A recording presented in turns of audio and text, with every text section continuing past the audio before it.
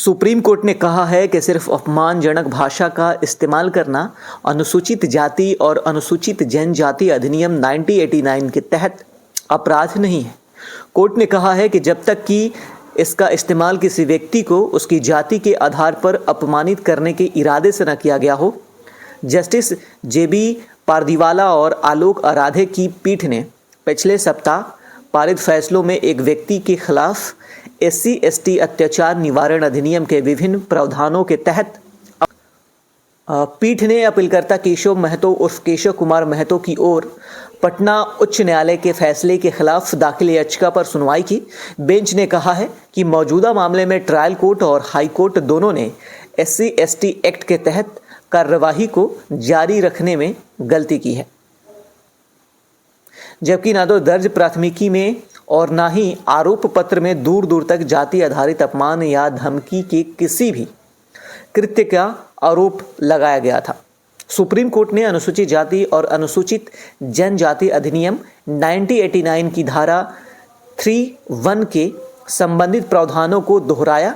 जो अपराधों और अत्याचारों के लिए सजा तय करती है। इस कानून के तहत जो कोई भी अनुसूचित जाति या अनुसूचित जनजाति का सदस्य न होते हुए जानबूझकर किसी अनुसूचित जाति या अनुसूचित जनजाति के सदस्य को सार्वजनिक स्थान पर अपमानित करने के इरादे से अपमानित करता है या डराता है, किसी अनुसूचित जाति या अनुसूचित जनजाति के सदस्य को 15 फरवरी 2025 के फैसले को चुनौती दी थी, जिसमें ट्रायल कोर्ट के समन आदेश में दखल देने से इनकार कर दिया था। उच्च न्यायालय में महतो की उस अपील को खारिज कर दिया था, जिसमें आंगनबाड़ी केंद्र में जाति आधारित गाली गलौज और मारपीट के आरोप में दर्ज प्राथमिकी के आधार पर शुरू की गई कार्यवाही को रद्द करने की मांग की थी। सुप्रीम कोर्ट ने पूर्व के फैसले का हवाला देते हुए SC/ST एक्ट की धारा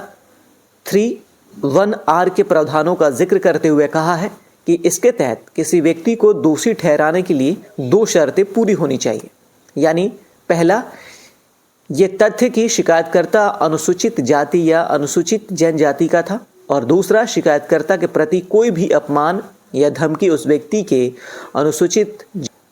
पीठ ने कहा है कि दूसरे शब्दों में धारा 3(1)R के तहत अपराध केवल इस तथ्य पर आधारित नहीं हो सकता कि सूचना देने वाला शिकायतकर्ता अनुसूचित जाति या अनुसूचित जनजाति का सदस्य है,